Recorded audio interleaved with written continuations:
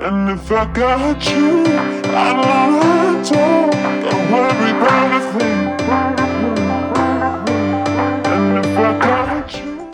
So we've covered apertures, and one of the things apertures do is control the amount of light hitting the camera sensor. The lower the number, like f1.2, means the aperture hole is very wide and lets in a lot of light. A large number like f22 means the hole, or aperture, is very small and lets in less light. Now, as we know, phones and action cameras usually have a fixed aperture, so we can't change that. They have a set value or a certain size. However, on mirrorless and DSLR cameras we can, as the aperture is a diaphragm inside of the lens. So I think it's good to know what the f-stop is and how it affects us. For example, this scene is being shot on f2.8, and I know that f2.8 is 4 times brighter than f5.6. How do I know this? Well, every stop is a doubling of light, and each number on the scale is one stop.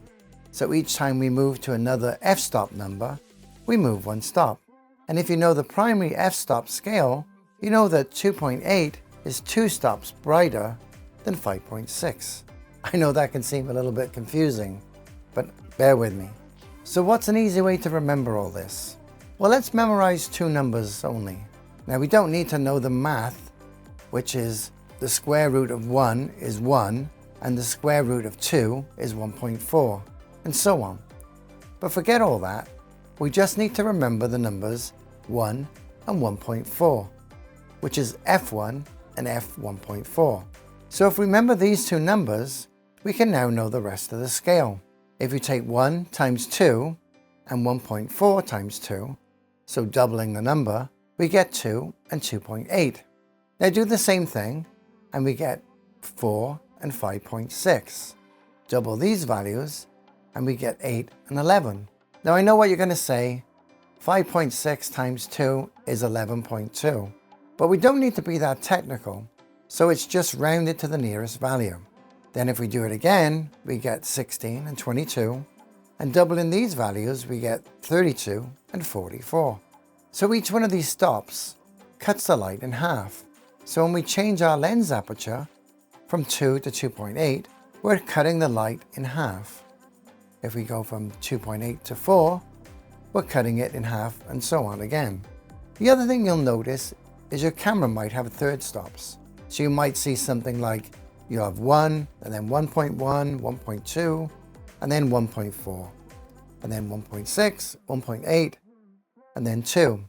So we don't need to memorize the third stops, but memorizing the primary stops can be very useful. We can see from the picture that if we move from left to right, or from small number to a large number, every time we move to the next number, that's one stop.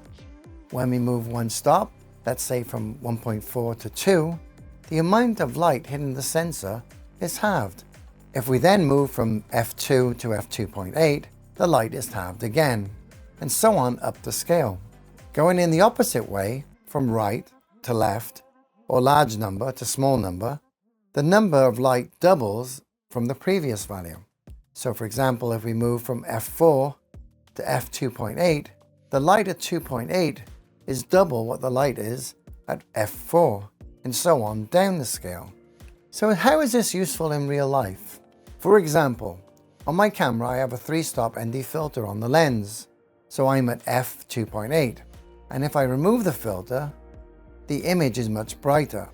So I would have to close down my aperture 3 stops from 2.8 to f8 to compensate for removing the filter, because the ND filter was blocking 3 stops of light coming into the lens. So now it's not on the lens, I need to compensate this by closing down the aperture 3 stops to get the same effect. So that would be 1, 2, 3 stops, and I arrive at f8.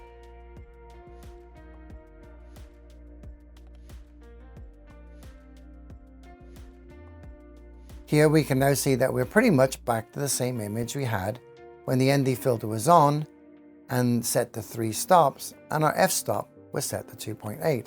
Here's another question.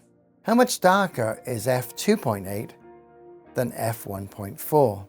Well, looking at the diagram again, we see that if we have an amount of light at 2.8 and we count the number of stops to get to 1.4, which is 2, so going from 2.8 to 2, we have twice the light or twice the brightness at f2 from 2.8.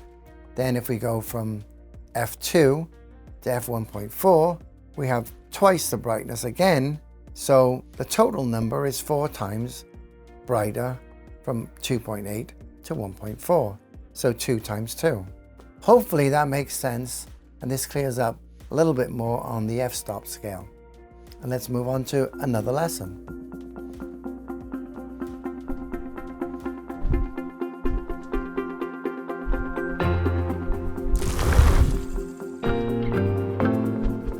Learn the techniques to create that cinematic video you've been searching for at BillBuckleyTutorials.com.